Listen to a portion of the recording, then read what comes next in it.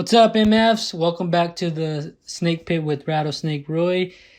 This is episode 195. Today, my guest is Ashley Zubia. She is the owner and operator of Cafe Alvarez and Llano Cubano. One of them's a food truck and the other one's like a sit-down restaurant that serves Cuban cuisine. I believe she's the only person in Lubbock doing that, Cuban food. So that's pretty cool. The food's really good. We got to try it right after we did the podcast, so I really enjoyed it.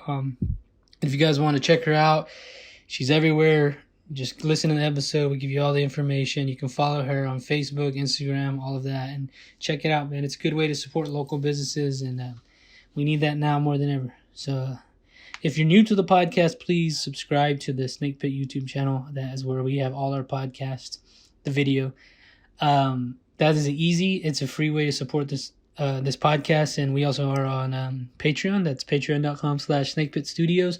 $5 a month, you get bonus content. Right now we are doing weekly pirate radio episodes, so hope you guys can subscribe to that as well and support us. Right now we have Lords of Film. We're back to recording that, so you can follow that on Instagram, Lords of Film with a Z. You can follow the other podcast that I just mentioned, Pirate Radio. That's at the Pirate Radio Podcast. And you can follow us here. So thanks, guys, and hope you enjoy it. And here you go. Can y'all hear me? Yes. Where were y'all at today? We just parked out front of Trinity Christian School, so it's on 67th and University. Just like a busy street.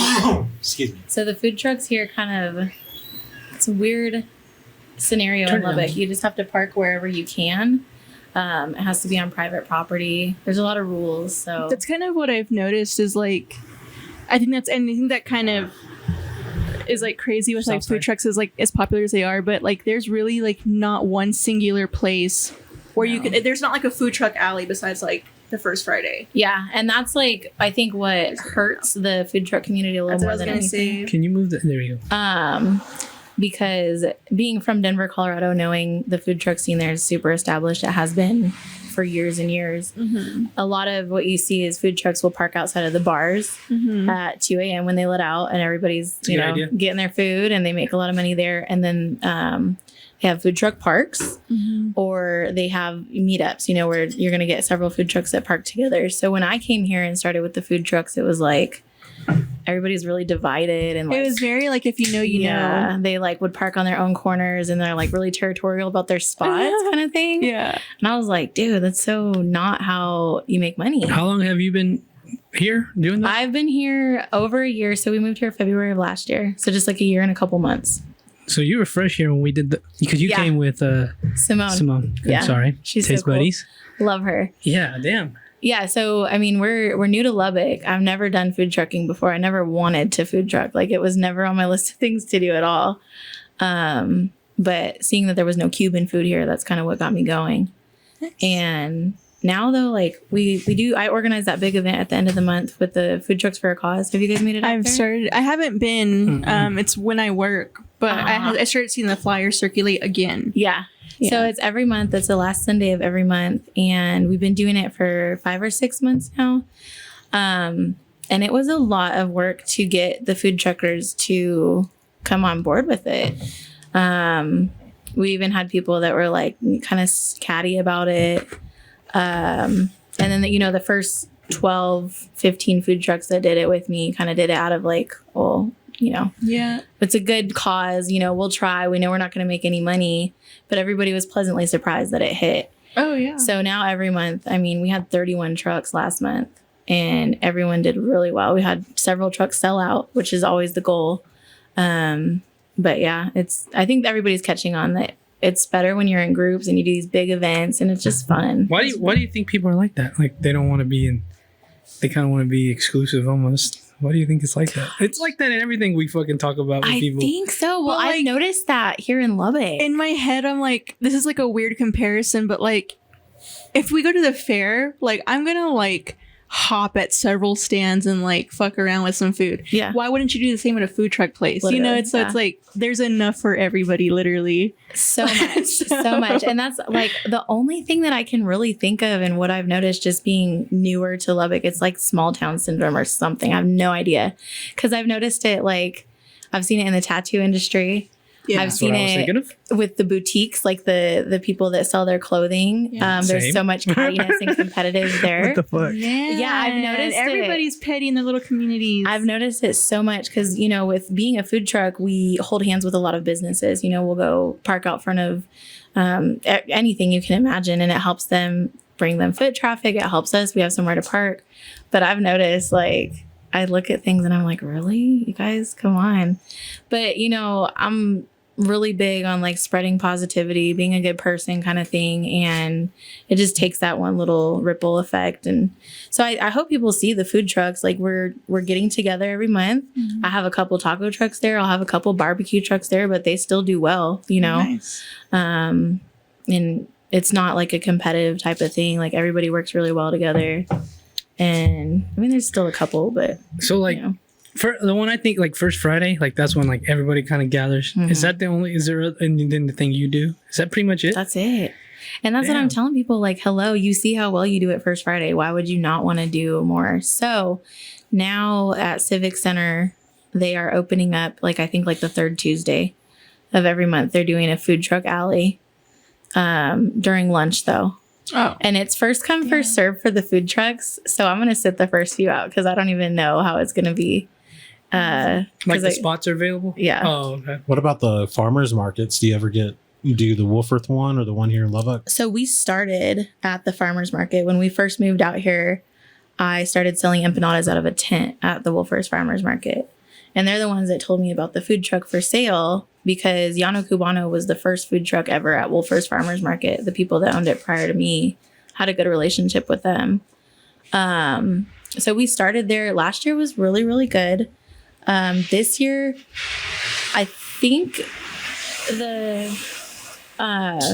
farmers market is trying to grow and expand. They're doing so many more new things, but they've got 8 food trucks there. And in my opinion, that's just too much. Not everybody has an opportunity to make good money now. You're still going to go make, a little bit. Whereas last year, though, if there was 4 trucks, everybody did well. Mm-hmm. So I just think it's oversaturated at this point. We haven't been to the downtown farmers market yet. I want to. You go to those? No, I haven't been, but I hear a lot of people talk about it though. Yeah, I think it's a cool concept. They don't really have that much farmer stuff there though. Have y'all flea market. So because there's a big car community here.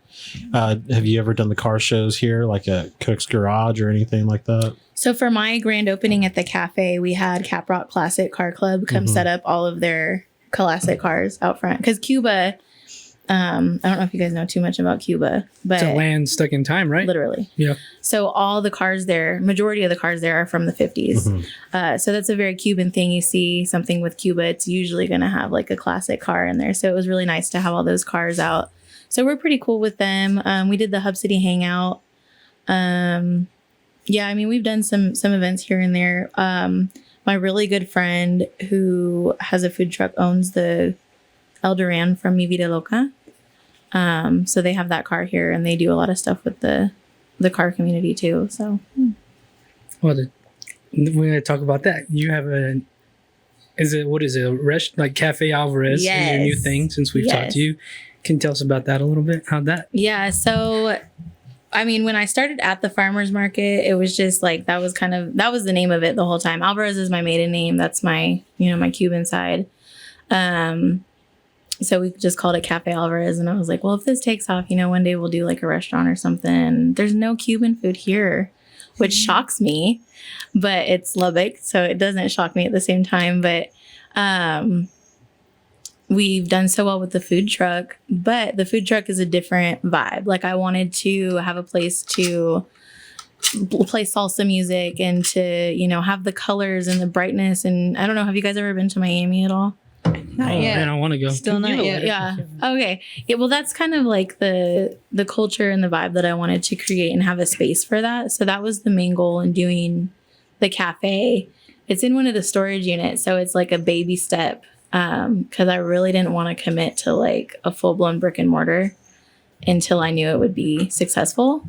So how long have y'all been open? Just a couple months since May. So is that pretty, that spot pretty good? because I kind of want to try that out, doing this Yeah. in a storage unit. Yes, that's what I would do too, to test it out. Yeah, they are definitely affordable. I think it's a great place to start and to kind of dip your toe in the water, because especially with the economy right now, like you don't want to take risky financial decisions. And they're cool though. Like the vibe in there, it's kind of industrial, or it still has like the metal walls and stuff. We've hung some tapestries and photos of Cuba and stuff like that. So I don't know. I like it. It's pretty cool. Definitely a start. It's not what I want, not my goal, not my end, but it's fun. I like it. Will you look up the Instagram? Any of your Cuban family, do they live here? Or is it just you? No. So we know nobody here. Like we have no family here. All pulling from you. Yeah.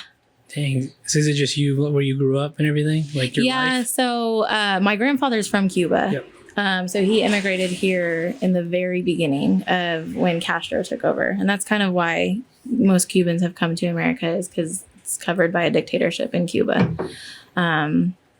So my grandfather there was in production, and he was helping open like the first television station there, because they were switching from radio to TV. TV was just coming out. It was the 50s. And Castro came and he took control over my grandfather's television station because he needed to broadcast his opinion to everyone. So he was holding guns to like his cameramen's heads, and he was like, you only show this. And so when my grandfather saw that, he was like, oh no, we got to get out of here. So he came to America and, obviously did well. He started the Corporation of Public Broadcasting Systems in Denver. That's why he ended up in Colorado. But then he lived in Miami a lot towards the end of his life. So being there in Miami and just growing up Cuban, that's where I pull it from. But it's just a fun culture. It's very unique. It's very different than like a lot of people are used to Mexican, and still super colorful and Latino, obviously, but it's different. It's fun. It's way different. I've never experienced any Latin culture outside of Mexican culture pretty much. And that's what I see a lot here, but yeah, I know one like Puerto Rican dude. That's about it. You and them. So yeah, I mean. So did you like grow up eating like in the kitchen with them and all of that? Yeah, so the recipes that I use are like family recipes, and like the Cuban coffee, like my grandfather taught me how to make that, which I want to try that. It's crack. It's like literally addicting. There's one of the bartenders at Two Docks is so hilarious, because every time we're there, she pops up at the window and she's like, "Can we have Cuban coffee?" It's Do you really guys good. sell the coffee at the food truck? We can. I usually don't. I wanted to in the beginning, but just like logistically, it's kind of hard to. I make it the old school way. I use a cafetera, which is like the percolator that you use on the stove. I'm not really good. Cuban coffee. I'm not good with the espresso machine. I've never tried one, but I have never wanted to try one because I want it legit. Yeah, and that's the thing. And that's why I take a lot of pride in it, because when you make Cuban coffee, there's a certain method of like beating the sugar with the first drips of coffee that come out. And my abuelo you froth taught me. it, don't you? Is that what it is? Yeah. So that's what makes it different than other coffee? Yeah, because I think you can go to like coffee places and order a Cubano, and they're just going to give you a cup that's like a strong espresso shot with sugar in it. But the cafecito, like the Cubano, the cafe Cubano is going to be, it's that technique behind it. And then also it has espumita on top, which is like the foam. Yes. So that's a good cup of coffee. It's going to have that foam on there, which is just sugar. So it's literally just espresso and sugar. So if you are not tolerant of caffeine, like do not drink it at all. Man. Have you ever had it? No, I just said, I refuse to try it. That's I what I refuse use. to try it until I get it from somebody legit. Yeah, I got you. The real source. I love serving it because it's so unique, and It's people try beautiful. it. It's and a they're process. Like, Yeah. And they're like, "Oh my gosh, it's so good." Their eyes always get really big after they try it. Like I think they're surprised. So now at the cafe we do the cafecito, cafe con leche, which is that with coffee, cortadito, which is I want to try one of those. that with the milk, and then we're doing like an iced Cuban coffee now. Okay. Which is just something I want to try and see how it does. I mean, it's summertime, so I think everybody likes iced coffee. Would it be a bad idea if I tried all three? Not in the same day? You might have a heart condition after that. Go back to the Instagram. Can you go back to the Instagram? Oh, but yeah, I mean, the Cuban culture it's so fun. I mean, we have like a pit bull cardboard cutout. I was gonna ask you about. Yeah, Literally, I was saw about to that. ask. That was like an impulse buy on Amazon one night, and I was like, a pit bull's a really good representation of Cuban people. Like, he's very proud of his country. He definitely represents Cuba, and I agree with how he speaks about it. And so yeah, I'm cool. I'm cool with pit bull. My son knows that's my other husband. That's what he says. That's my mom's husband. So I was literally gonna ask you, like, is he a icon to you guys? Yeah. Is he loved over there too, or just over here? I think, in my opinion, I think the Cuban people are very divided. There's a lot of people that support the communism and the government controlling everything because there's free healthcare. You know, everybody's equal. The doctor is on the same level as the janitor. You know, there's no within the people there's equality. The government oppresses their people, in my opinion. So, like, I think I told you guys last time, my cousin was there and they didn't have eggs, they don't have meat, they don't have bread. Like, you get what the government gives you.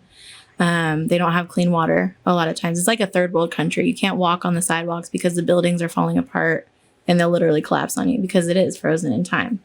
Now, the government upkeeps certain areas because there's been tourism. So, like, the plaza, I think, is nice. They have a couple hotels that are upkept. But so there's a lot of people that, I mean, Pitbull is more on the side of, like, he does not agree with what happened to Cuba. And he speaks out against the dictatorship and everything. And Celia Cruz was one of the most amazing artists that came from Cuba. And she was exiled from her own country because she spoke out against the government.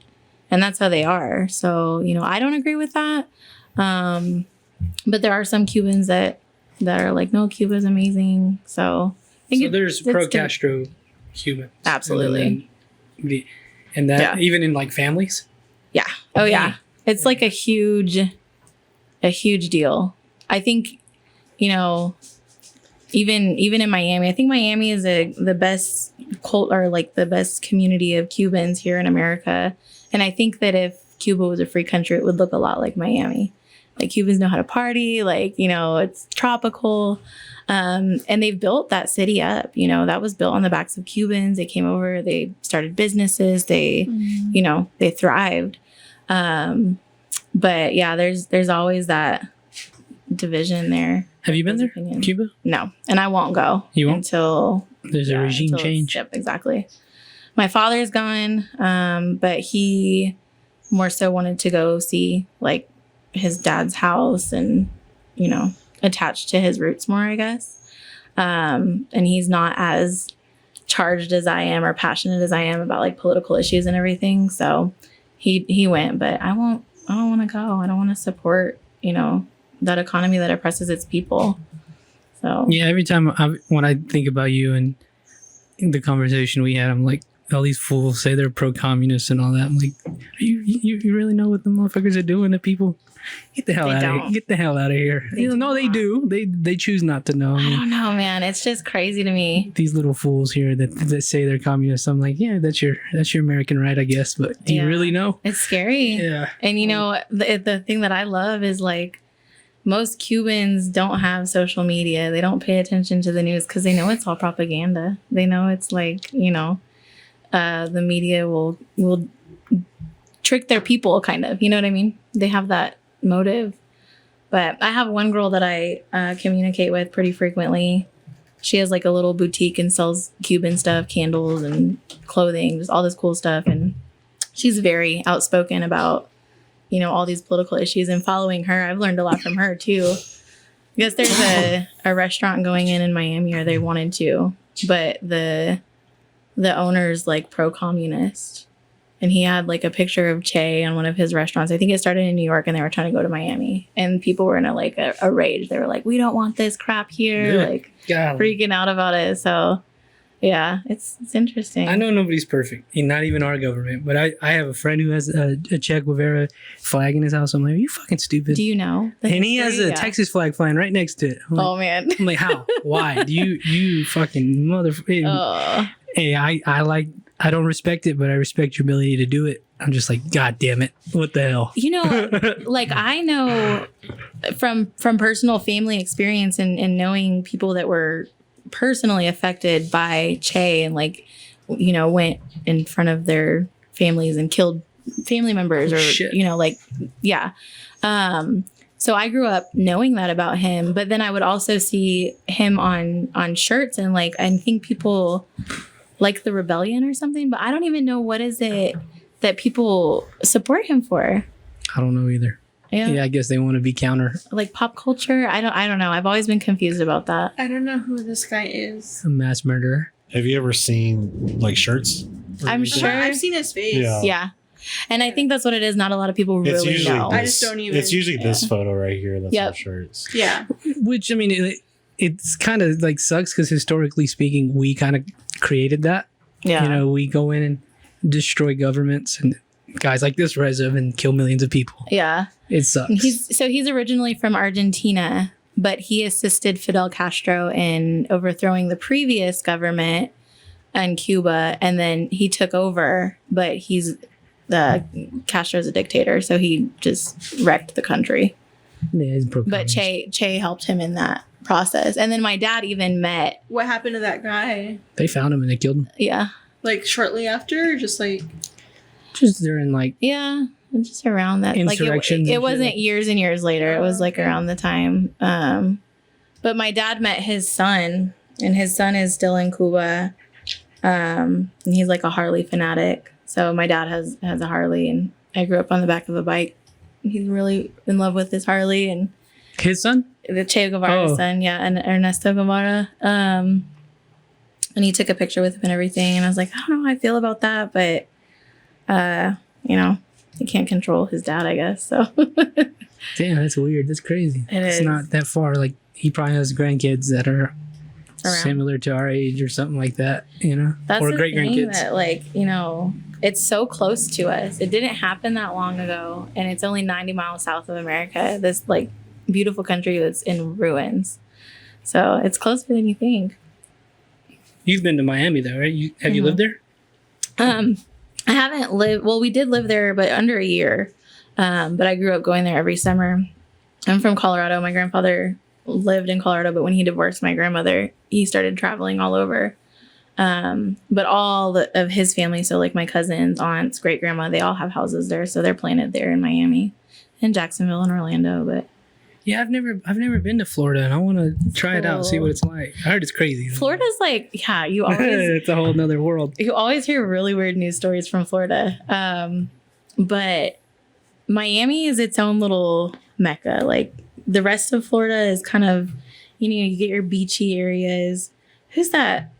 The Parrot Head, like that kind of Jimmy Buffett, I Jimmy think. Buffett. Yeah. It's like that kind of vibe everywhere.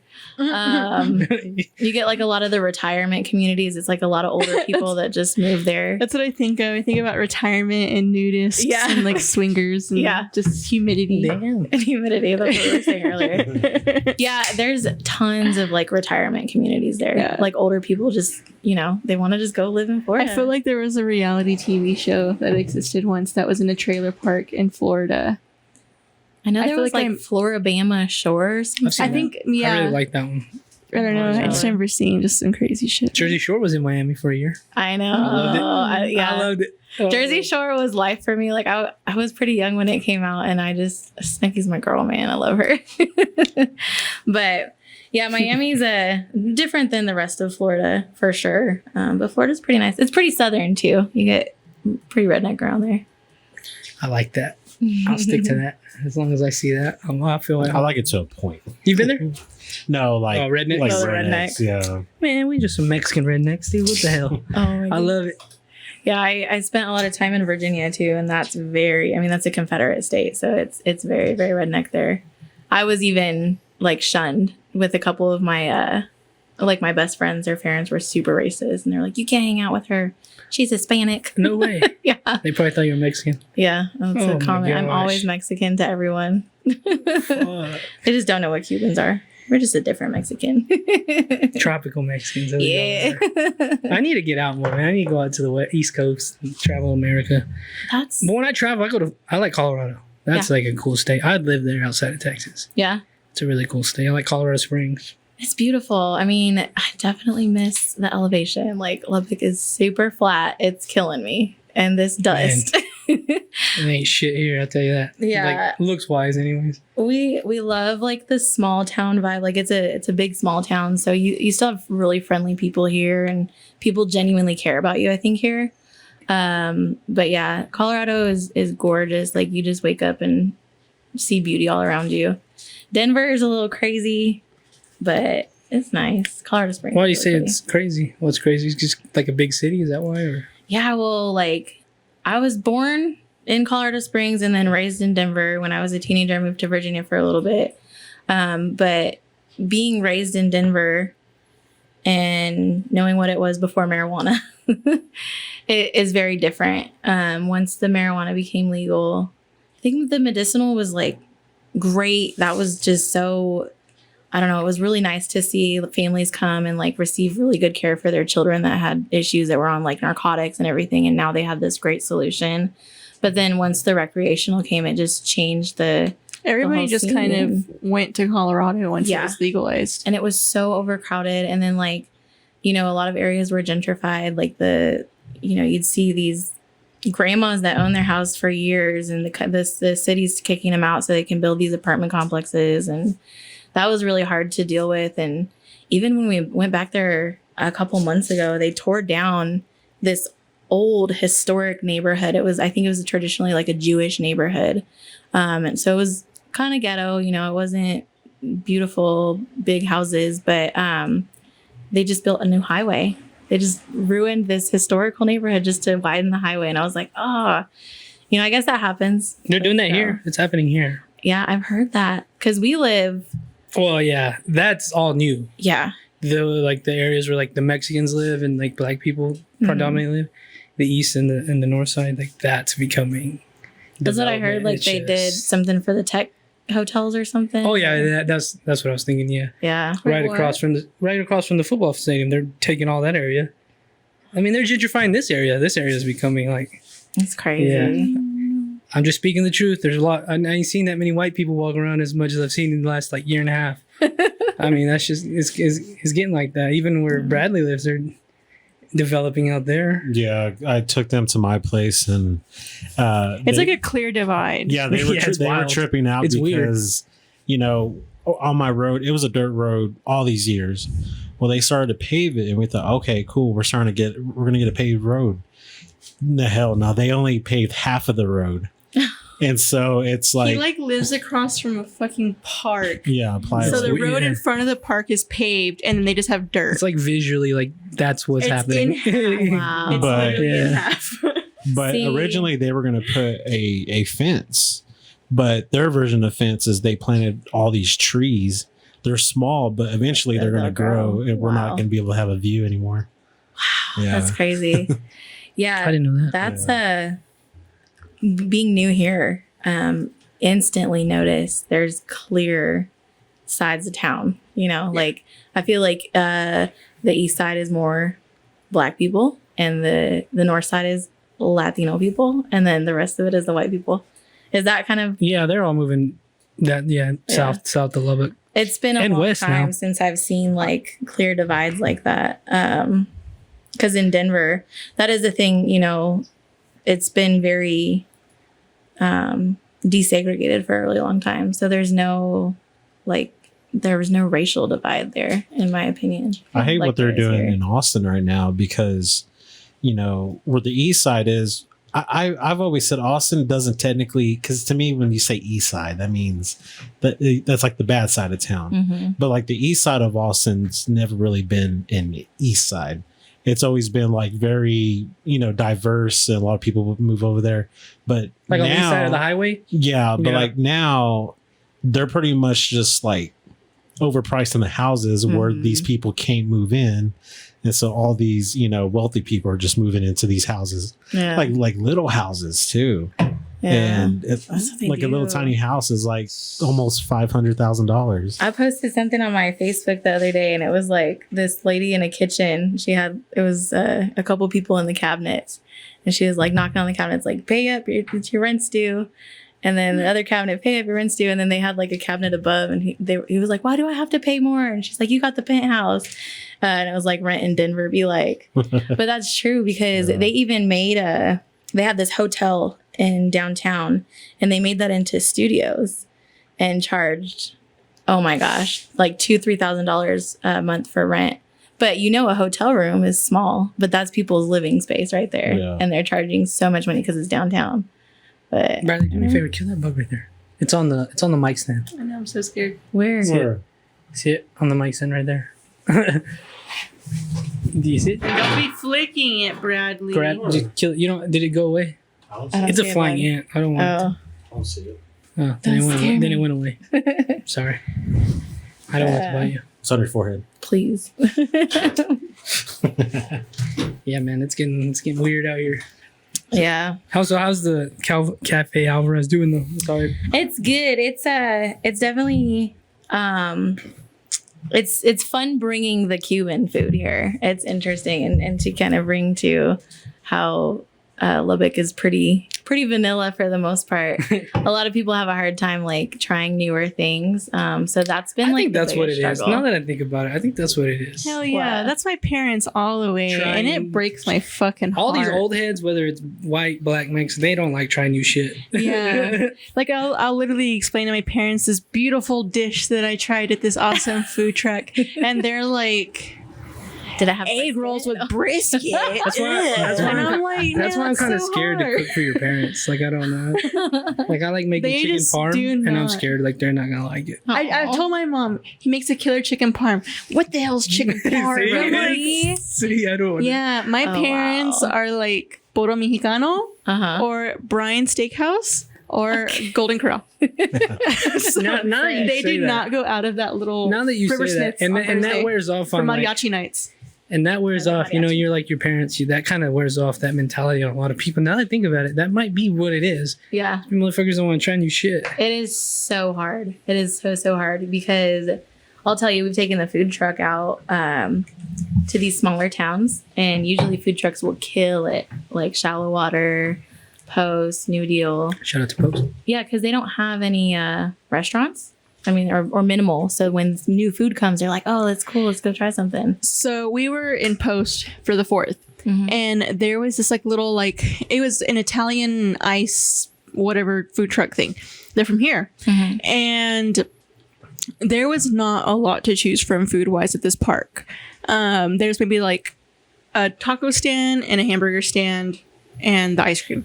And so at the end of the day, they had sold out of pretty much every flavor. And they were telling us like, I wish like people from here said anything like in Lubbock, because like we could have brought like a lot of stuff with us or whatever. And the guy was like, I mean, like we're just ice cream, but like we have friends that would have just come down, and it was just as simple as that, But I think the food truckers really like going to the smaller towns because you make good money there. If you can go, that's the whole point of having a kitchen on wheels, like you can go where the money's at. So, but us personally, like the only town that we've done well in is Slayton. Really? Every other town, like even like Levelland, like on like the South Bend campus and stuff. I haven't been to the South Bend campus. Sorry, I thought that was a you're really long. I'm sorry. We went to the Mallet out there and didn't do that great, but they put us next to pizza, so you see all the kids walking to the pizza, and we're Cuban food. It's different, definitely different. Not too many people are familiar with it. If people are familiar with it, instantly they're like, I'm so thankful you're here. And I was talking to my dad earlier because his last name's Alvarez. He's so proud of this. Like he's really rooting for me. And I was telling him, I was like, I'm super super excited because we've been open. Do they bite? That one will. We've been open in the cafe for like 2 solid months now. We've had our hours down and we're generating a rapport. And I was really excited because this week on Wednesday, almost every one of my customers was a repeat customer. Sweet. So for me, I'm like, okay, they're coming back. That's good.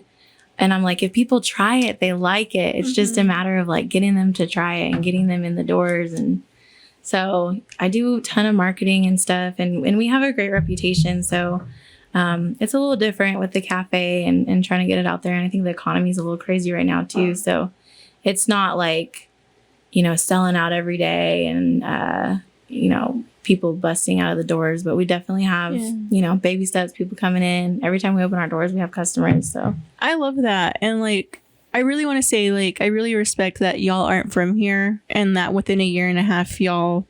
You're doing more for the. I mean, you created a community, essentially. Like, you're creating a foundation for one. You have like a small restaurant that you're starting up. You know what I mean? It's just kind of like, we hear so many great ideas here in town, but not enough doing, not enough action. And it's just as simple as, do it. No disrespect, an outsider came in and just swept house. You know what I mean? In that sense. But it's just doable if you just put some effort in. If you just make those connections. Hey, I'm so and so. Let's work together. Yeah. Hey, let's do this. Yeah. That's what I did in the beginning with the food trucks. Like, I literally went to all the food trucks that I could find. I was like, hey, I'm Ashley. I'm new. That's all you have to do, though. And made friends with a lot of people. And then, I think that really helped develop what we have now for sure. Yeah. But, do you think that's like a Cuban spirit? Because, man, I'm just going to... Mexicans aren't that friendly. I'm that friendly? Not like in a broad sense. I'm saying you. I'm married. My husband's Mexican. Yeah, we ain't that friendly. I think they're haters. Okay, guys, they're haters. I'm a hater. No, not you. I'm saying Mexicans will I know. hate their family. Thank They'll you. Thank see you their for proving family my member point. being successful, and they'll be like, "Thanks for proving my point." No, that's stereotype. That's true. But in my opinion, Cubans are hustlers. They came to this country with nothing. And I don't know a Cuban that hasn't made something for themselves, and when I think of Cuban, I think of gold chains. They're very flashy. Like they like nice things. And my family's doing amazing. Like my cousin just proposed to his wife in Dubai. And they have a trucking company that my aunt's husband started, and they're doing phenomenal. Mm-hmm. But they started from nothing, became something. So I don't know. I think that my dad says, we're Alvarez. Everything we do the best. If we, if we're drug addicts, we're the best drug addicts. He was on drugs for a long time. If you're, whatever you do, you're doing the best at it. So I don't know. That's kind of how I feel like. Let me kill that for you. Please do. I'm not familiar with this bug. Ew. And he just leaves it. It's a flying ant. Throw it on Jen. Don't. It's already on the floor. It's a flying ant. These Texas bugs, man. They're mean. Yeah. They'll get you. But I don't know. I mean, and then on top of that, I'm just a really bubbly social person. I enjoy connection and community. And I had a really, really rough upbringing. So I think I want to reach a lot of people. And that's the food trucks for a cause. That's why it's for a cause.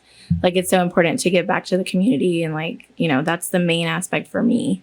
I don't get paid by putting the event on or organizing it or doing all that footwork or anything. But to me, it's so worth it because each month we're raising over $1,000 for these nonprofits. So it's worth it.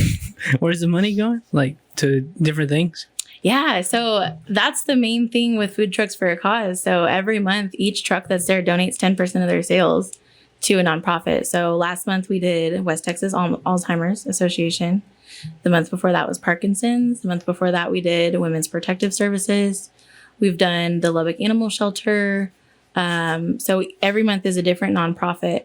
And it's just been an honor to kind of collect all that money from everyone and go drop off those checks to those nonprofits. That's really cool. Because like I said, it's over $1,000 every month. And those nonprofits, I mean, they run with money like this. Some of them don't have a bunch of public funding. And so it's nice to help pour into that because they have really good hearts and they're just doing good stuff for the community too. So that's all. Dang, you came out here and showing us what we need to be doing. People listening. I guess so. Lazy son of bitches. I'm just kidding. Nah, man, you can change tomorrow, so it's all good. Yeah. Maybe they'll listen to this. I wasn't this productive, I guess you could say, in Denver though.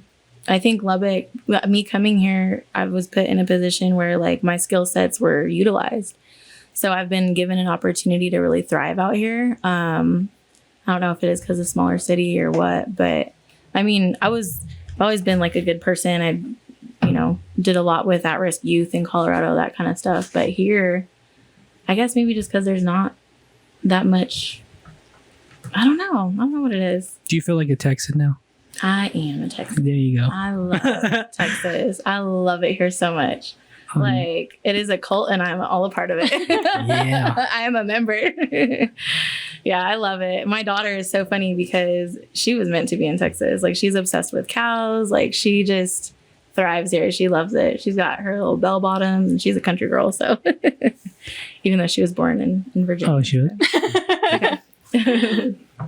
My headphones keep cutting out.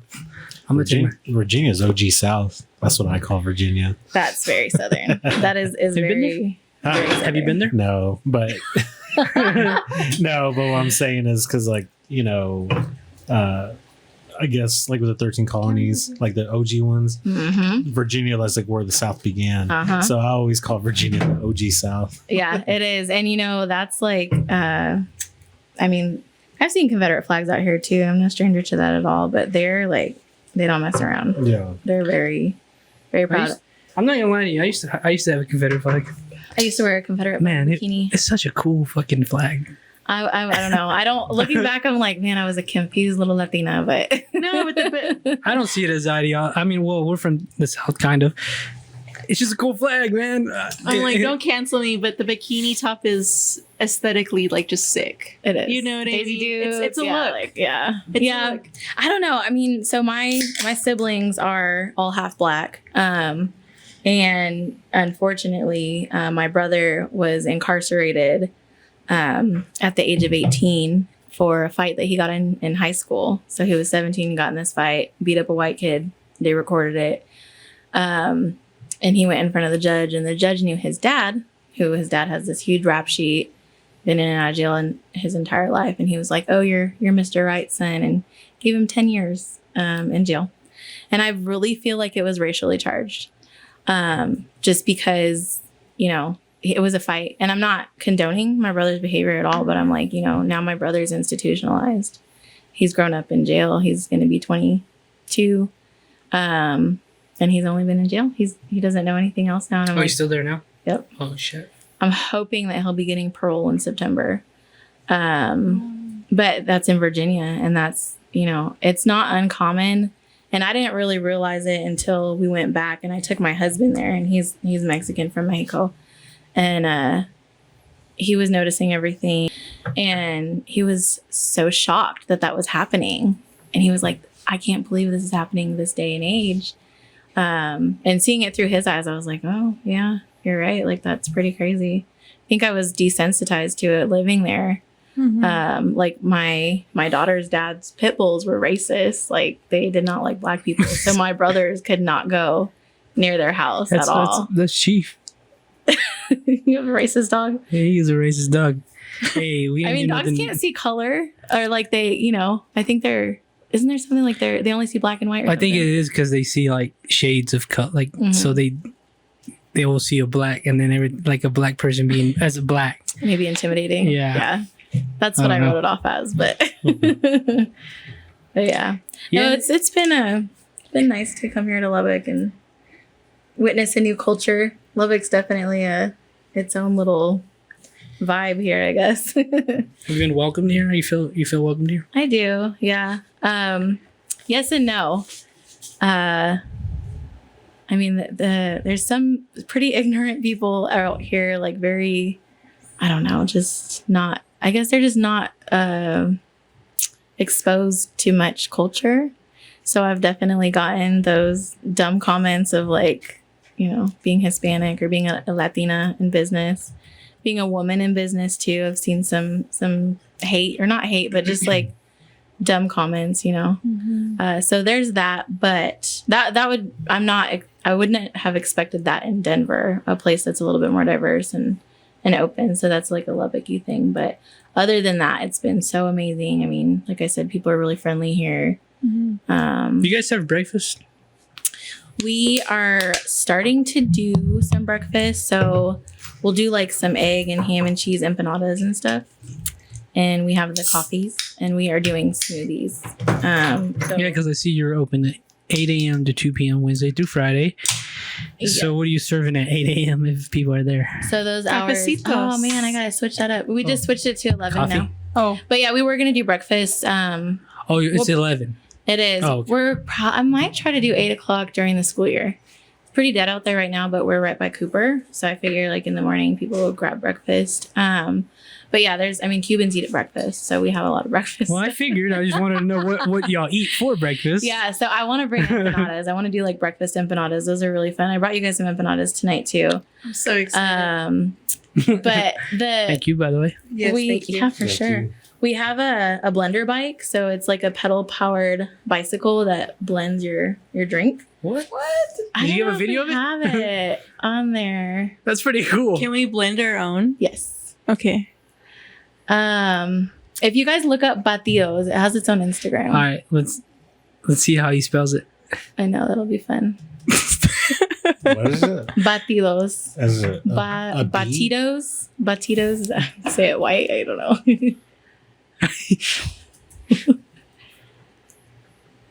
And then I guess LBK. Nope. I don't know what it is. I'm bad at Instagram. Oh, did you spell it correctly? Let's see. No, he probably. I don't have my glasses on. Beyonce, shout out there. Beyonce. What's that Yeah, from? have you ever seen Flavor of Love? What's her name? This girl is like, people say look like Beyonce all the time in New York. Icon from that series. It's like, Beyonce, bitch, you look like Luther Vandross. Do you know what I've I'm seen that. talking about? Yes. Flavor. Yes. Yeah, the one with like the. What was her name? Delicious? Oh my gosh, I don't remember. That's an old show. That's VH1 right there. Oh, yeah. I was like literally like 8 years old watching that. Oh my goodness. I was a little bit older, but I spelled it different ways. It's not coming up. I'm not even saying nothing. And she was told she looks like Luther Vandross. yeah, so we had it out and I think Is this that's your the account video. or is it just somebody else's? No, it's mine. I it's decided your to like make it. That's really cool. So yeah, we have that at the cafe and you can blend your own smoothie. Just something fun. Is this a device of your making? No, I did not create it. There's like a company that will send you the parts and you build it yourself. That's really cool. That's fucking awesome. But my husband had this idea a really long time ago, and we saw it because my daughter went to camp in the mountains in Colorado, and they had a machine like this where the kids had to blend their own smoothies. And he was like, I thought about that years ago. That's my idea. So I've always kind of wanted to incorporate that in something because it's super fun. It's like, Yeah, that's pretty cool. Pretty cool idea. So we rented out, like, a mom got it to do like a little margarita party. Damn, I didn't even think about that. Yeah, like blend margaritas. I want to get two eventually so Drunk we can as do like hell, races. fucking Viking. It's a good time. It's just something fun to do. Yeah. But yeah, we have that set up in the cafe, and so batido is like milkshake in Spanish. I was gonna ask you, excuse me for being ignorant. What do they? Not Is there at a all. Cuban cuisine in like is milkshake? Is that what it is? Yeah, so it's a milkshake, but Cubans use a really popular one is going to be mamey, which I saw mamey here at the Michoacana. At the meat market thingy? No, the store where they do like the elote and vaso and the ice creams and I don't know where it is. On Clovis? I know what you're talking about. It is. Mm-mm. No, it's like the pink and green store, and they have the all the ice I think that's creams. on Clovis. I don't think it is. Clovis is, well, you're thinking about like the grocery store, right? That's what I was La thinking Super Economica? Yeah. No, not that. It's like a little restaurant or like cafe kind of thing. I can't believe you guys never heard We about learned it. something new. Oh, I don't like fruit. I'm not gonna lie to you. So Okay. I don't. Yeah, I don't. well, they do like the hot I don't- Cheeto bags with queso in it. It's on and, like, 34th Street. yes, I think that sounds right. Yes, I Yeah. have been in there Hey. once. Okay, it's by like a I think- Domino's. yes. Yeah. I think we're friends, so when I say, like, I think that would tear my asshole up. So no, I would never. Probably. I would never eat. I that mean, hot are Cheeto you're shit. Mexican though, right? Yeah, but He's I got gotta. a sensitive blood. I, tongue. gotta I just like meat. I don't want none of that. He weird doesn't stuff. do fruit. Okay. He ate, okay. That was good. That was he, good. He nibbled on watermelon and chamoy and tahini recently. It's pretty good. Yeah. like I'm your just not first gonna eat time it all. He's having not a fruit guy. He will not willingly. It's like be a, you know, because you know how they make it real watermelon. presentation, real pretty. Yeah. Like, I'm not gonna like have somebody waste that on me. I'm not gonna order it because I'm not gonna eat it all. Wow. Like, no. My kids love, like, I'll put out some Me, I'm cucumbers and tahini, and my son's like, Yeah, so, wow, okay. but now I know what Well- you're talking about. That place, I saw a mame flavored ice cream, which I haven't seen anything mame since Miami. So I was really excited to see that. So it's a fruit. Okay. I guess it's just grown, in tropical areas, but they use that to make smoothies a lot. So I'm hoping to get a hold of some mame, either like the frozen pulp or the fruit or something, and bring those smoothies. But we do like the guava smoothies too. Papaya, mango, just regular smoothies. Now, most of the time, traditionally, like what you make, is it stuff you can get at like a Market Street or Walmart, like the ingredients? No, Other than what you just said. Not really. No? I mean, we have a really hard time getting a hold of like the good, I guess like not even Cuban, but like Latino ingredients that I need. The store on Clovis is helpful. They have a lot of stuff. They even just recently started carrying some of the Cuban sodas. So previously, I've been Bradley, please. Can you look Cuban soda? I don't even know it. Go to the Cafe Alvarez page, or look up like Iron Beer. Iron Beer is a good one. So I was shipping it in and paying like just a ton of shipping, and the price of the sodas were pretty crazy. So I'm glad because I can save some money on shipping now. But yeah, we carry Jopena, which is that pineapple one. We do the Iron Beer, which is, I like to say that's like the national drink of Cuba. Iron Beer? That sounds cool. It is. So it was originally produced in Cuba. So if you turn the bottle around, it has like a little blurb of the history of the production of Iron Beer. But it's a very Cuban drink. What does it taste like? Everybody asks me that, and it's so hard. So I could ask you, what does Coca-Cola taste like? So it's like I know they say it's the licorice flavor that It's makes coca it. beans. Coca beans? Yeah. This. Oh, I was wrong. No, well, I can't really describe it because Is it it's like sweeter asking you to. But it's a to soda. describe- Right? Yeah, So it's a soda. yeah. And I ask people like, well, tell me, what do you think? And literally, I get like one end of the spectrum to the other of description. So I think it might hit everyone's palate a little bit differently. But it's like it tastes like a Coca-Cola, I guess. I don't know. But it's just hard to describe. It's like, tell me what does Dr. Pepper taste like, or tell me what is Coca-Cola. You don't know. It just tastes like Coca-Cola. But they're definitely like a fun, authentic little drink to have. That's really cool. People enjoy drinking those. People enjoy having the. We have hatui there too, which is like it's like what is the cereal called with the green frog? The sugar puffs or Honey Smacks? Honey Smacks. That's what it tastes like, the drink. And in my opinion, it's like a very acquired taste. I don't really like them too much. But if a Cuban comes in there and I don't have it, they'll be like, where's that?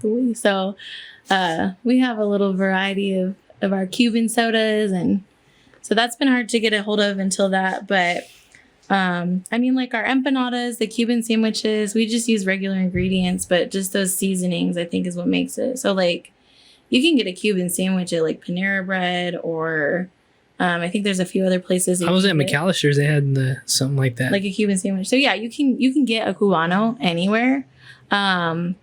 But like our Cubano is made, like that mojo recipe that I use, which is a Cuban marinade for our pork, is my family's recipe.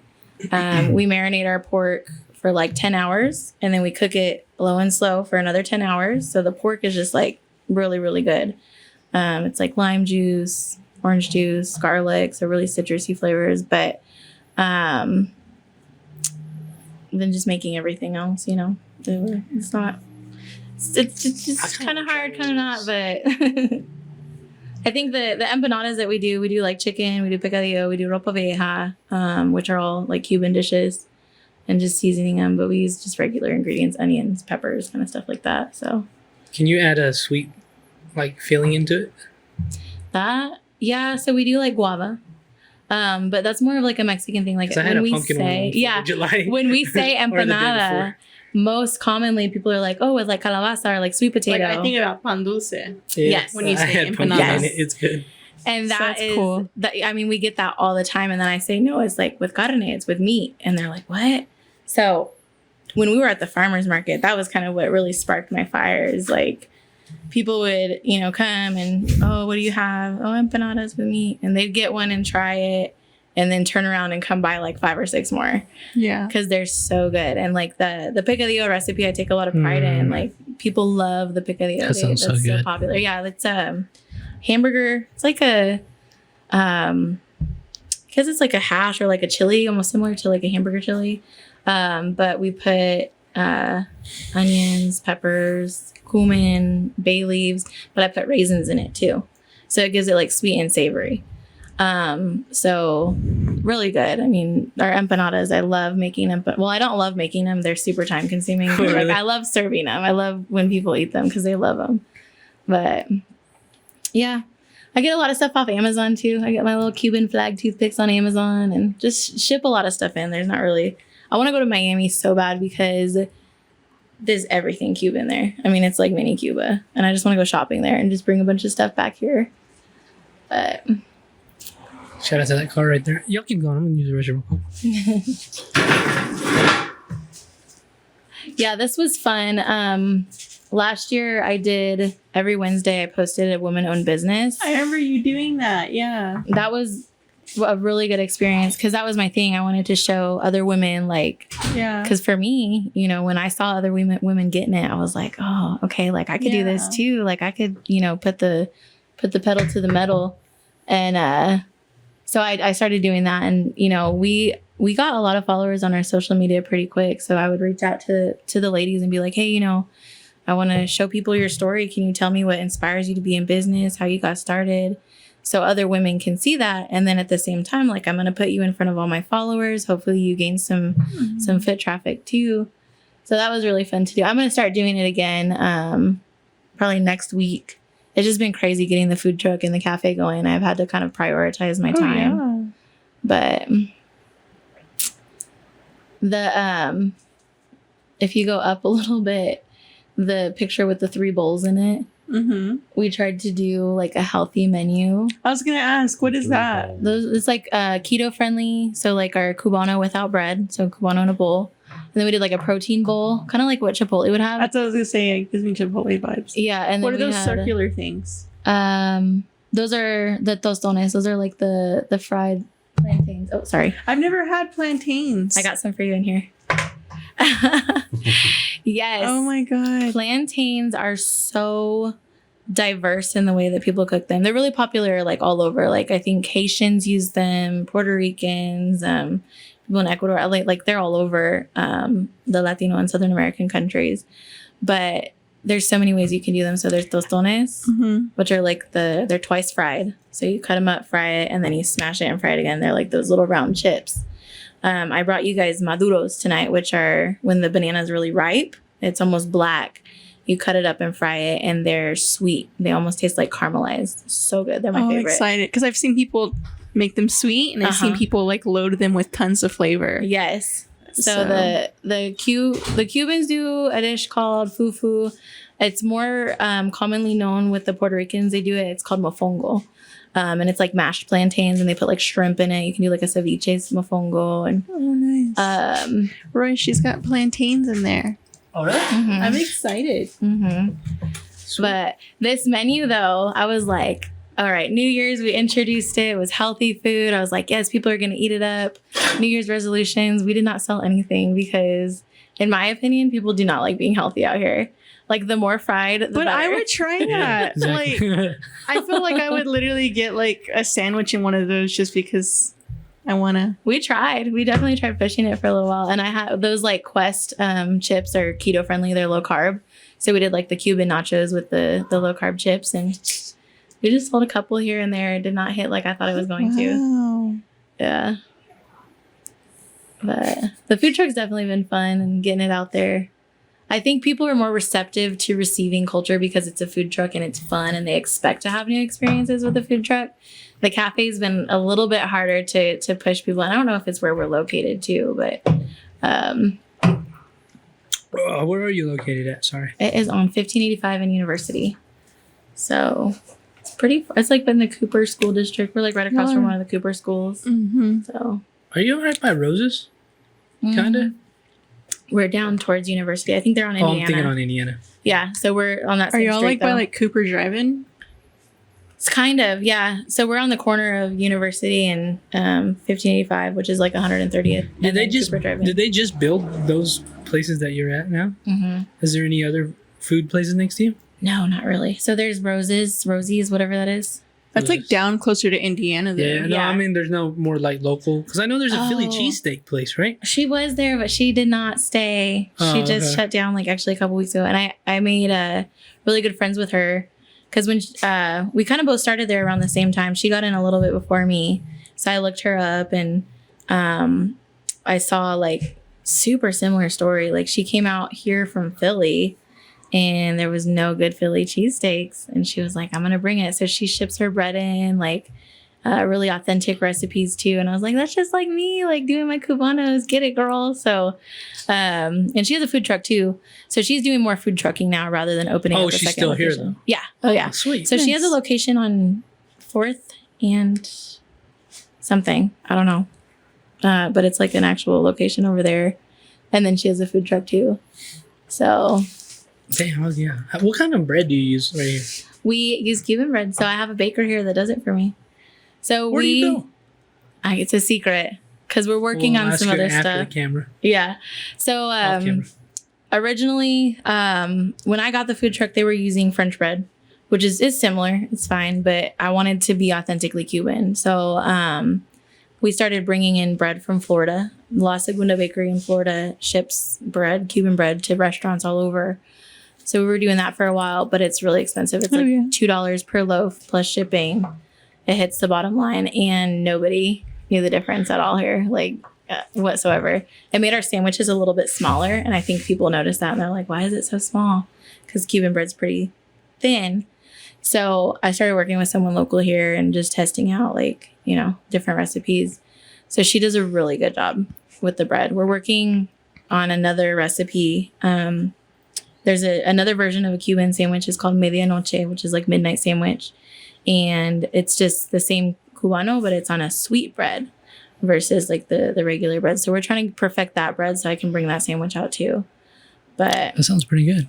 yeah, it's definitely like heart and soul put into that sandwich right there. The mojo pork is what makes it. That's like so much time put into that pork. So, like, did you have to like teach them how to make this bread essentially? Yeah, I gave them Cuban bread's French bread, but it's made with lard. It has lard incorporated into the dough. So it's really, that's what gives it like that super crispy on the outside, really nice on the inside. So we messed around with a couple things, and then also getting like the shape of it and the score down correctly. But they got it. I'm very proud of her. Yes. It's not identical to like what you're going to see in Miami or, with La Segunda bread, but for Lubbock, Texas, it's the it's good. effort to make it fully authentic, though. Yeah, and it's close enough for me. You So ungrateful sons of bitches out there listening. yeah, I like it. So the croquetas right there that has the red lettering, I brought you guys some of those too. Those are fun. I think like the Dutch make a croqueta also, but they make it like a circular shape, and those are Meat fritter. That's all you gotta tell me. So what I heard, I was watching something the other day, and they called it a cigar fritter. And I was like, that's cool. I like that description because it's shaped like a little cigar. But they're just like fried meat sticks. Yeah, I had a Cuban cigar not too long ago. Well, Really? almost less than a year ago. For the first time, man. I fucking love that shit. I want another one. Yeah. I have Yeah. one at the cafe. We got it for our grand opening.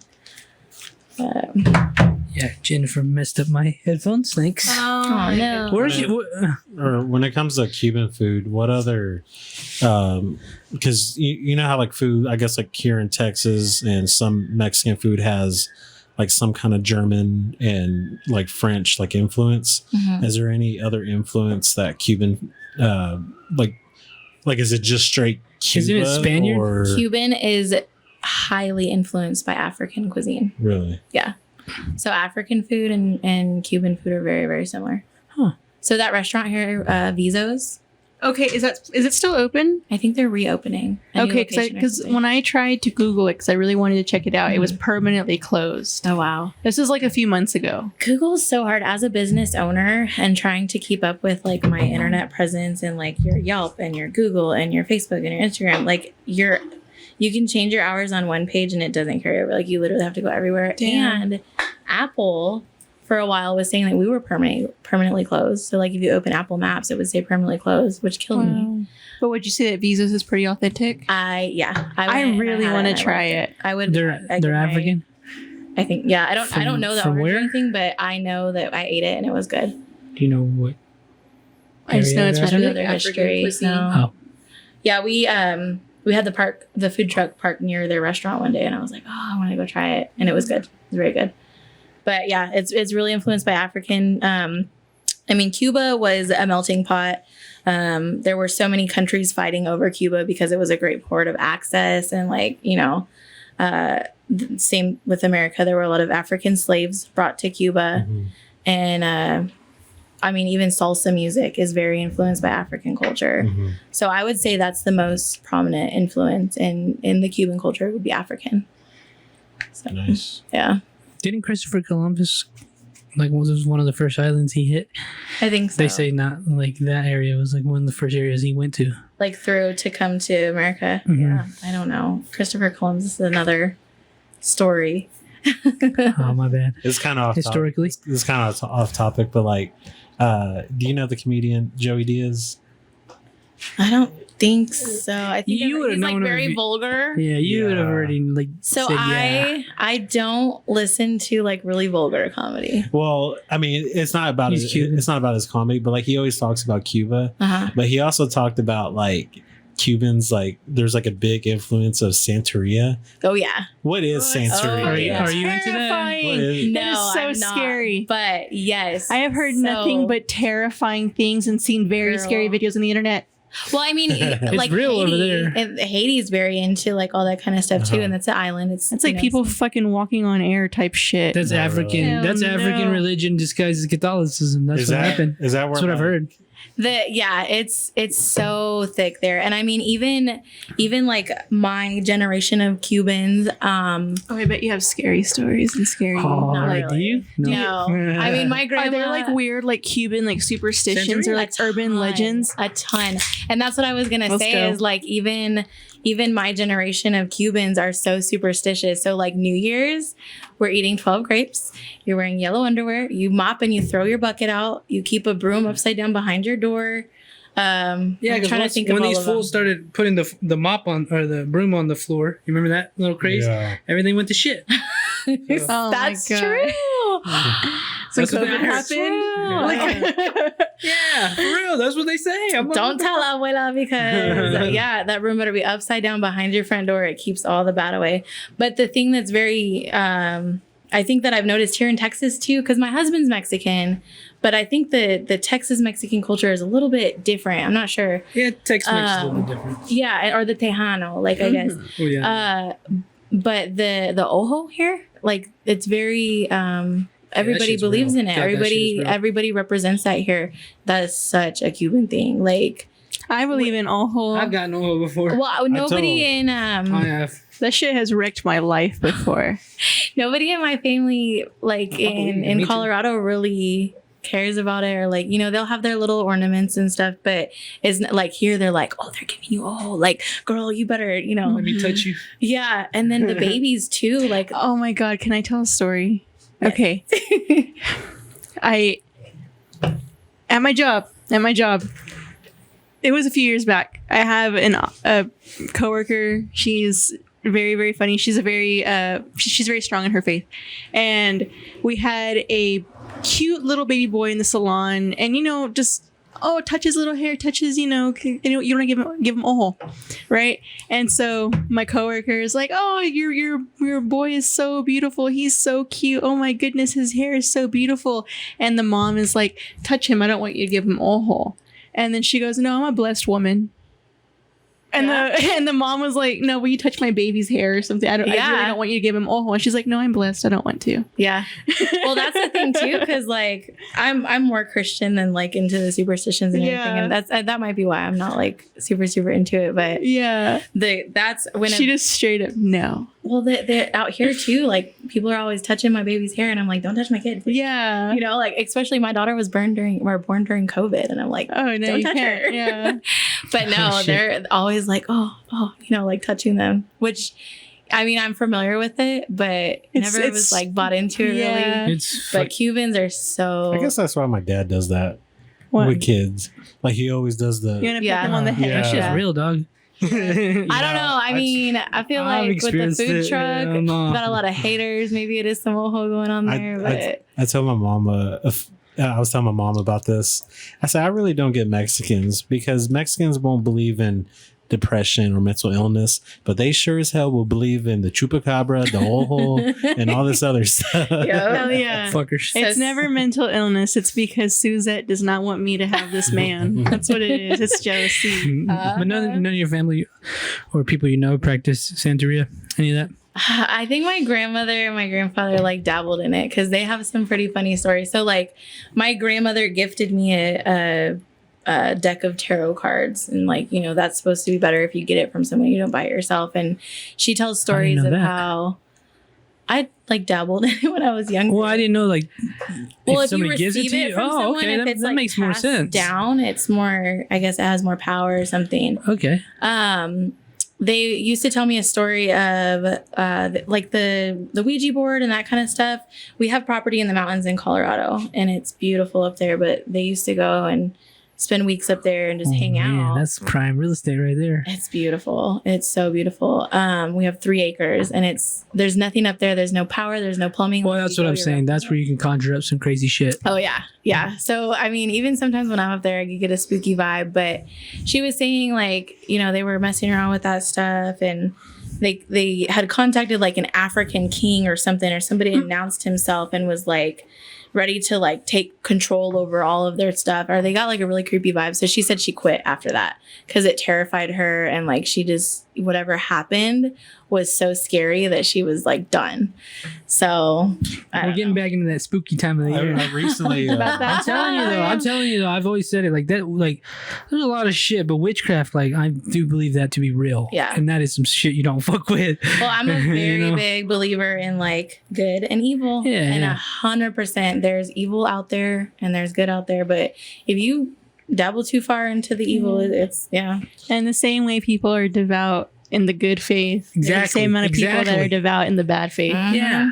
So see, Lubbock is very, very Christian, which I'm a Christian, so I enjoy it, and I like, you know, bringing my kids up with those types of morals and everything. But Colorado, Denver is not at all. Like, you don't want to be a Christian in Denver because you get criticized, like, and Christians. It's kind of sadly heathens. That's very well, they're like hated because there are tons of Christians who are really twisted and messed up and mean, and our job is just to love people. Like, that's it. And you know, there's a ton of people that I think Denver's so eclectic, so diverse. That's what I was gonna say. Do you think like there's like a fight to make Denver or just Colorado super progressive and eclectic, and it's almost like a so much negativity? So I'm telling you, people come out of there and doing God knows what. The hills have eyes. Yeah. Yes. Oh, yeah, you can go up there and do some crazy shit. It is. I mean, I don't even know what it is, but it's a very diverse place, and I mean, the gay community there is just so open and accepted, and the main street going downtown, there's just tons of gay bars, and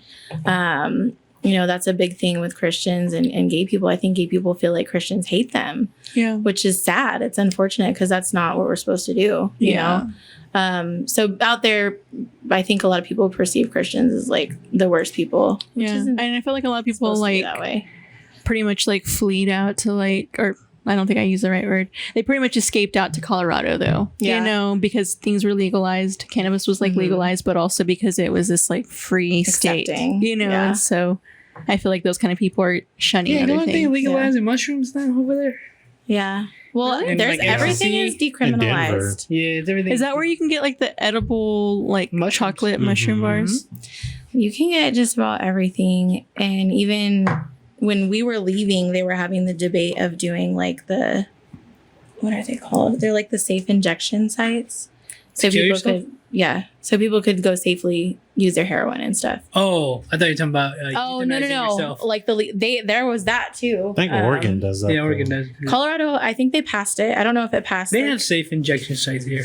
Do they really? That was a big thing for me because growing up with you know, drug addicted parents and having so many friends affected by, you know, heroin. I've lost countless friends to overdosing. It was like a very, I don't know. I wasn't for it. I think that it was welcoming it more than anything. I thought that it would do more harm than good, in my opinion, with that. So. Again. I was in, because a lot of people, Coloradans don't consider this Colorado, but Trinidad, I know it's right there on the border, but when I went, my gosh, you mean there's homeless people here, and I've been to other big Texas cities where there's homeless people, and you see the, crackheads, but when I was in Trinidad, That's our Bradley. they were everywhere. Like it was like actual zombies, like just walking out on the street. That's the thing, because when I was in high school, I was a huge pothead, and I would skip school and go downtown Denver, and I'd hang out with the homeless people,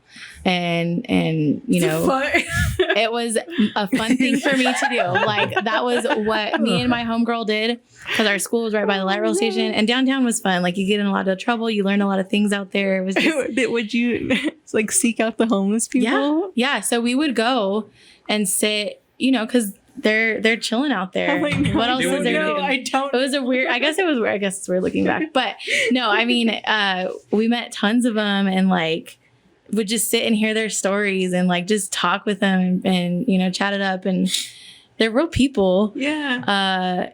And the difference between then and now. Yeah. The homeless community is scary. Like I wouldn't go near them. I don't know if it's the new drugs, but they're literally talking to themselves, like pacing, like dancing out in the middle of the street, like they're crazy. They're not just homeless people. They're like, I think that's, I hate to like drugs. Yeah. I feel like that's like the experience I had like in Hollywood when I went. Like Skid Row. In this very awful way, the streets were just littered with troubled people. Well, I'll show you a picture. We were there in June. And I was like, when people ask us why we moved to Lubbock, we're going to show them this picture.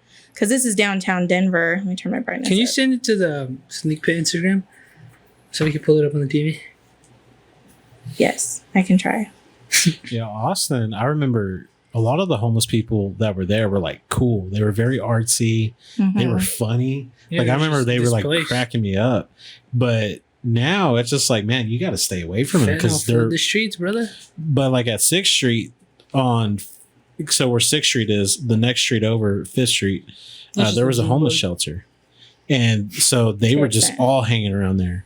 And there were certain parts on 6th Street where you couldn't even really walk. But they got rid of it now. So now, it kind of helps, but still they're everywhere. Yeah, I mean, like I said, when I was younger, we'd go downtown. Me and my homegirl, young girls, 14, 15 years old. And it was okay. We'd be out there. But now, like, there's an outdoor mall in downtown Denver. It's called 16th Street Mall. It's about 3 blocks long. It's got Victoria's Secret, all your mall stuff, but it's outside. It's in the pavilion. It's beautiful. We used to hang out there a ton. But now it smells like urine everywhere. There's people laying in front of stores. Like, oh my God. It's horrible. After COVID, Denver was on lockdown. Like it was like martial law. It was scary. And then they had like the Black Lives Matter protests. And after I got out of lockdown from COVID and went back into the city, it was crazy because the beautiful historical buildings were boarded up. Wow. There's graffiti all over. Like it's not the same. We were downtown when we stayed. I think we saw some of this. Yeah. Yeah. When I first met Roy and Jen, I told them the story that, Austin and Dallas, there's homeless people, but you see them out on the streets. But a little town up north is called Denton, Texas. The thing about Denton is they actually hide in the woods. So you could go out hiking on these trails and then just run into a random person.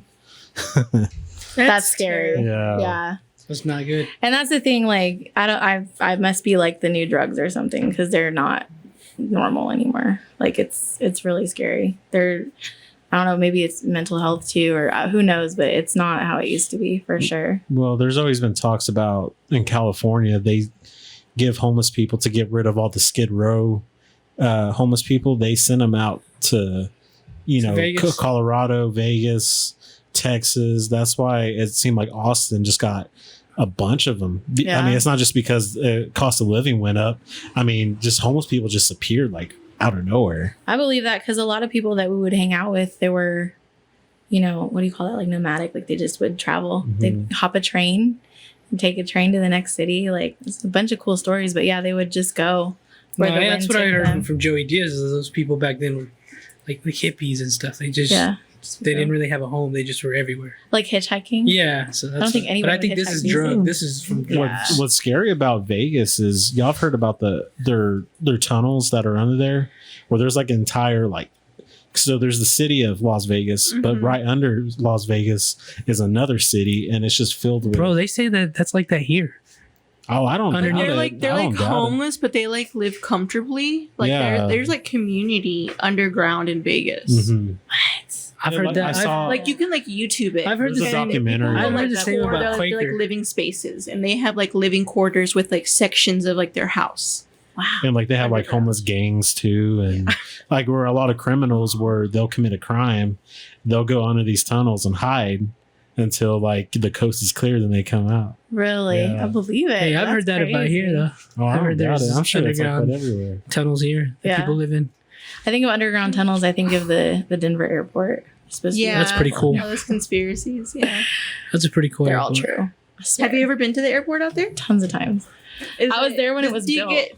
Is it like weird? So true. I used to have that They're picture. all true. It's I like 100% believe that. I mean, not all of them, but there's something weird there. I Absolutely. mean, the murals, the Mhm. horse. Mhm. The I New lost a World picture. Order. I took a picture of it. Literally, it says Yeah. funded by Yeah, I the New lost it. World Airport or whatever. Yeah. Nope. It's The gargoyles, all of it. it's creepy. Come on. Some they say Why? it's in the shape of a swastika. Yeah, I was gonna say there's a lot of weird like The Nazi runways. symbolism that's not. Yeah, that Nazis. blue horse crushed its like artist. Yep. Mhm. Dude. They posted a picture of it because the Avs just won, and they put the horse and they called it something, and everybody was like, "What are you calling it that for? His name is Lucifer." Yeah, I was just like Lucifer. It's his name. Yeah, that is. It's absolutely his name. Y'all know in Oklahoma City, the state capital, there's a legit like Lucifer statue.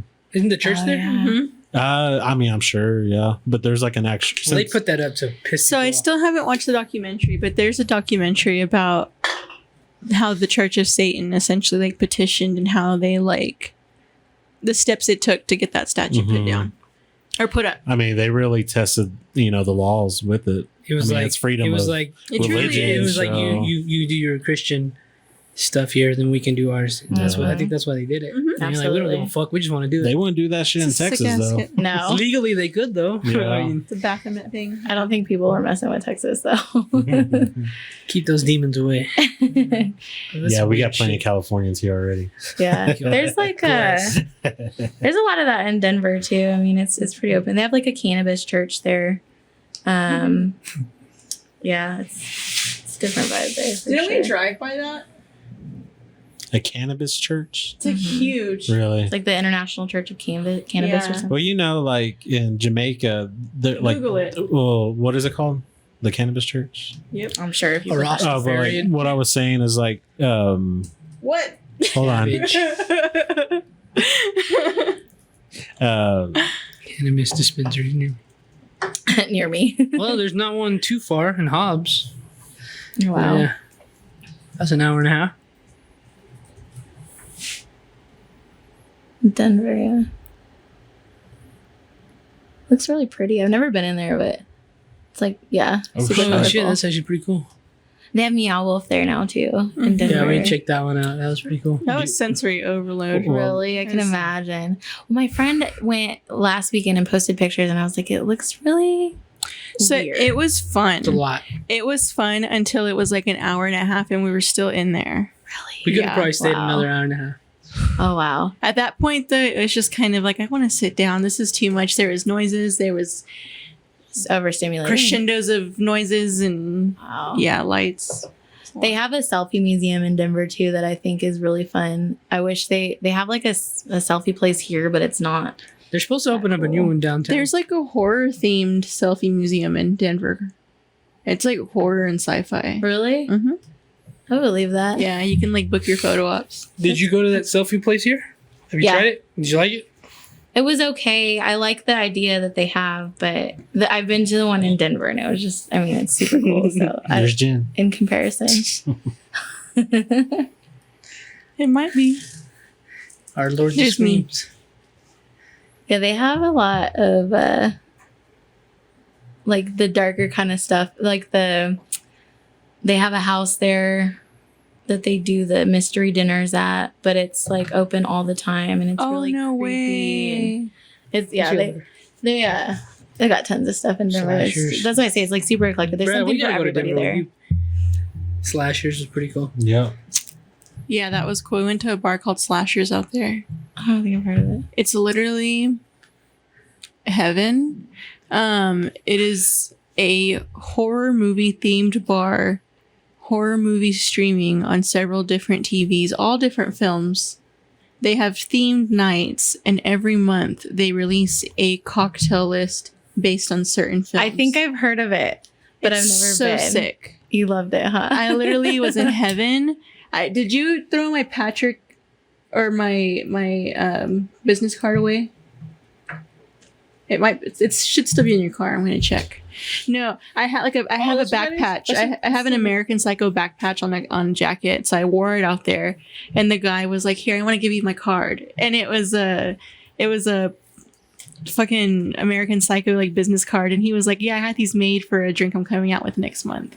Wow. And so he was like making a whole cocktail, and he was going to attach the business card to it. That's cool. Yeah. That's something that I do miss about Denver. Is there's something for every scene. Oh, it was awesome. everybody, and there's always something to do. Always some fun stuff like that. Yeah, we went Like, twice. Yeah, that's what Lubbock's lacking for sure. Is like the zest, I guess. I don't know. Oh shit!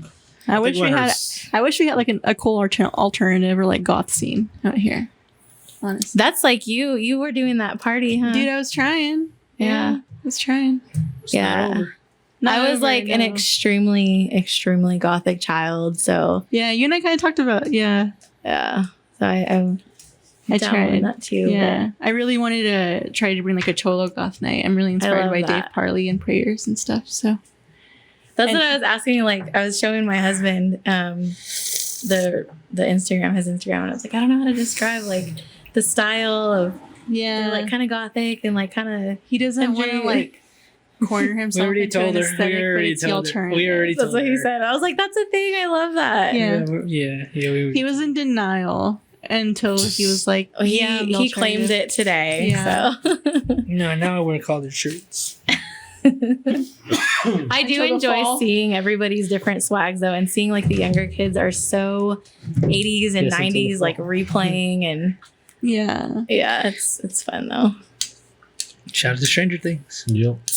I love I it. haven't watched the new season Me yet. too. I haven't either. No. But it's already been explained to Aw. me. And That's I nice. already have She asked, so I told her. obsession with Eddie Munson. I heard that there's a song that was like out in the 80s, but now Oh, it's Kate super Bush running up that hill. But you know what? It's And Master of getting Puppets. the light that it deserves. And I'm glad that Metallica is going to be popular again. Even Yeah, more we popular got Are they again. not? Yeah, I was like, they're pretty popular. It's No, introducing but, like- to young kids. Yeah, It's like- all these snot-nosed punks that are like 25 that I'm pissed about. No. Fuck them motherfuckers. Roy. You were once that punk. Yeah, but I was 12. I was in 25.